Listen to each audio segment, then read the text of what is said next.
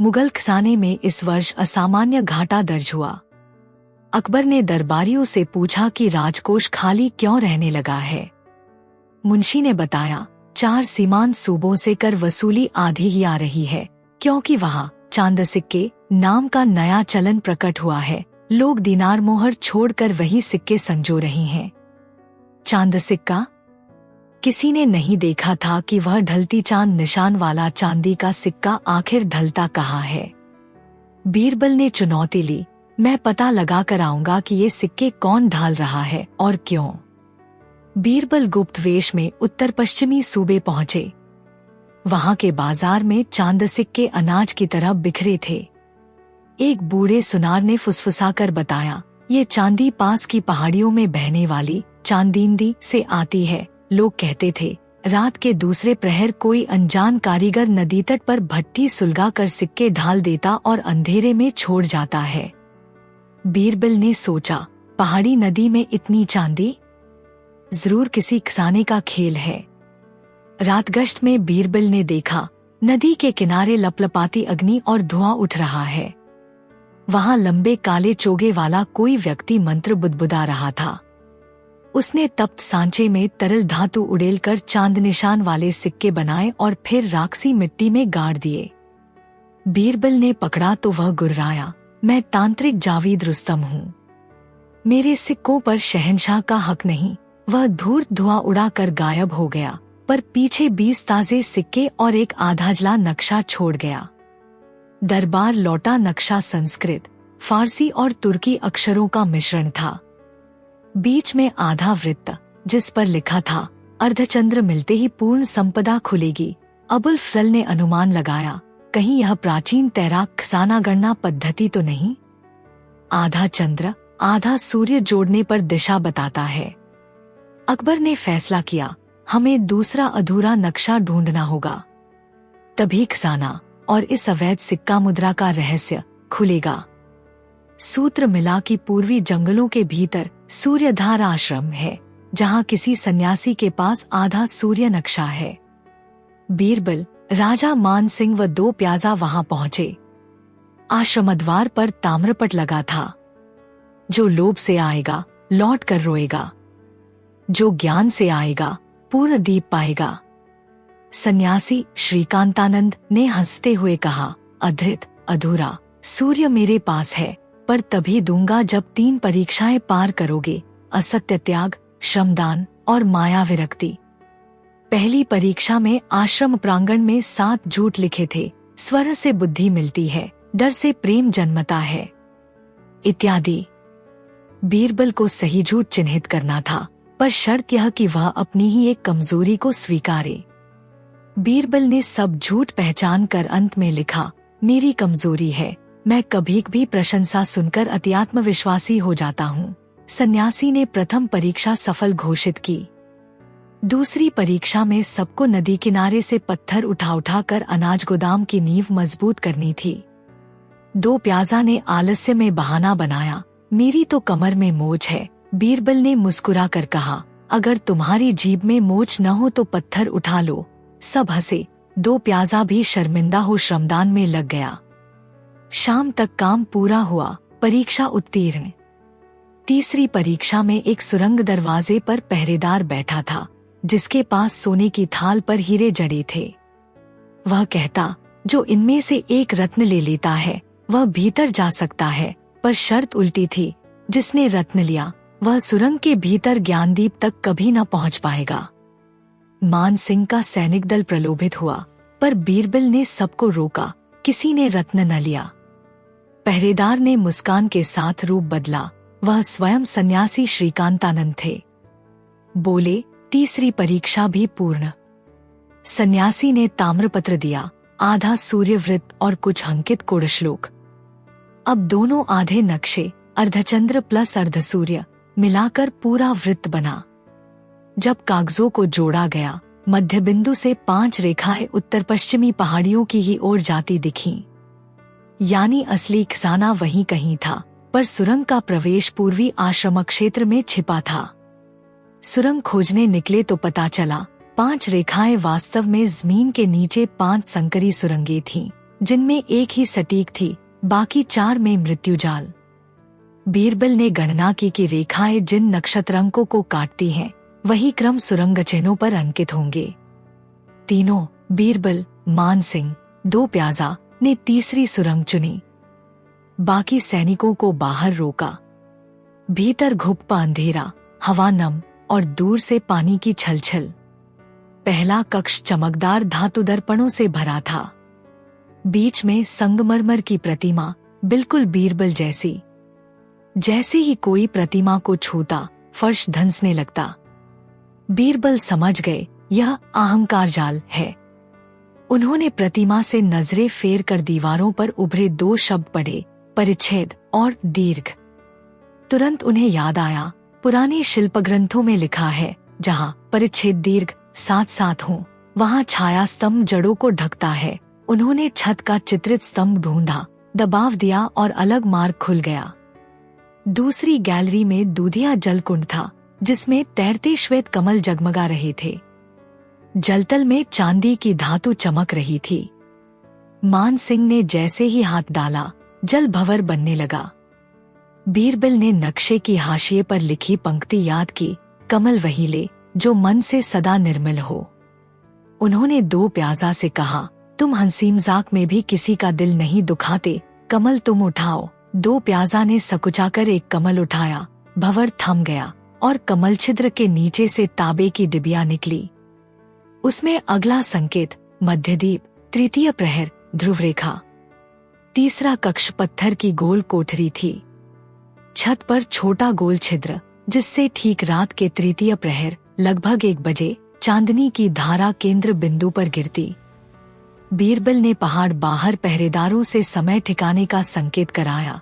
जैसे ही तृतीय प्रहर हुआ, चांदनी बिंदु पर पड़ी और फर्श का चक्र घूमने लगा। नीचे उतरती सीढ़ियां मिली। यही 2 प्याजा घबराया, भाई, लगता है नीचे साक्षात मौत है। बीरबल बोले, डर इसलिए लग रहा है कि लक्ष्य अब निकट है। नीचे विशाल गुफा में चांदी सी चमकती जलधारा बह रही थी, पर असल में वह तांबे चांदी की कणयुक्त कीचड़ थी।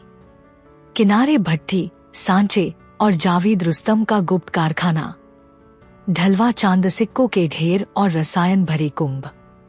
जावेद रुस्तम स्वयं भट्ठी के पास मिला, बिना चोगे के, पर चेहरा आधा नकाबपोश। गर्जा, मैं खगोलरस्विद हूँ। चांद को ज़मीं पर उतार कर अमीर बनना मेरा हक है। वह रासायनिक धुआं छोड़ भागने को हुआ, पर मान सिंह ने घोड़े की मेंढे लगवा दी। रुस्तम ने चांदीकण में गंधक डालकर विस्फोट किया। गुफा हिलने लगी, छत से शिलाएं गिरने लगी।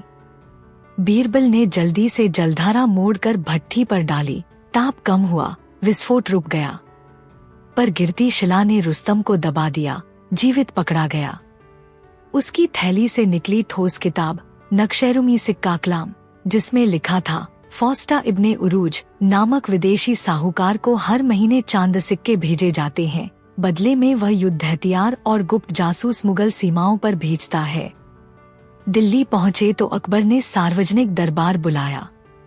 बीरबल ने पूरा वृत्त नक्शा, जावेद रुस्तम, चांदींदी के नमूने और नक्शेरुमी किताब पेश की। रुस्तम ने स्वीकारा, मैं फौस्टा साहूकार की शरण में था। वह ऑटोमन सीमांत से हूँ। मुगल साम्राज्य को आर्थिक रूप से हिलाने का आदेश था। अकबर ने कड़े स्वर में कहा, तुम्हारा विज्ञान तुम्हें धन का गुलाम बना बैठा।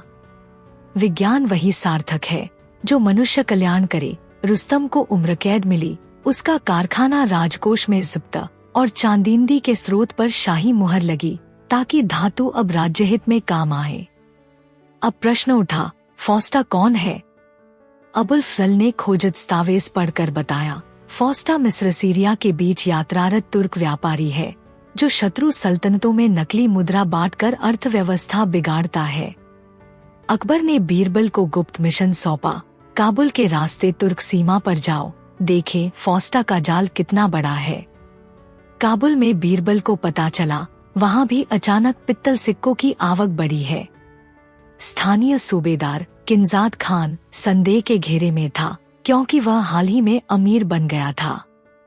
2 प्याजा ने बाजार सुनकर बताया, लोग कहते हैं किंजाद के तहखाने में सोने की बूंदों की बारिश होती है। रात को बीरबल ने तहखाने में दबिश दी।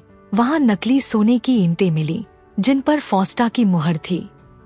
किंजाद ने डर कर कबूल किया, मैंने फौस्टा से समझौता किया। नकली सोना शहंशाह को कररूप में भेजने वाला था ताकि दिल्ली में बाजार तूफानी महंगाई से जूझे।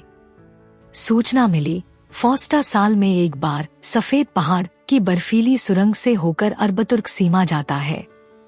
बीरबल, मान सिंह व काबुली सैनिक पहाड़ों पर पहुंचे। बर्फ गोले, तेज हवा और खच्चरों का कारवा, भीषण यात्रा। सुरंग मुख पर फौस्टा के कारिंदे नमकींटे बेचते दिखे, पर असल में ईंटों में सोने का पॉलिश पाउडर छिपा था। बीरबल ने चाल चली, ईंट कारवा में अपना गुप्त सैनिक घुसा दिया। अंदर विशाल गुफा थी जहां समुद्री नमक ईंटें टूटकर सोना पाउडर निकाला जाता, फिर उसे गाढ़ी रासायनिक तरल धातु में मिलाया जाता।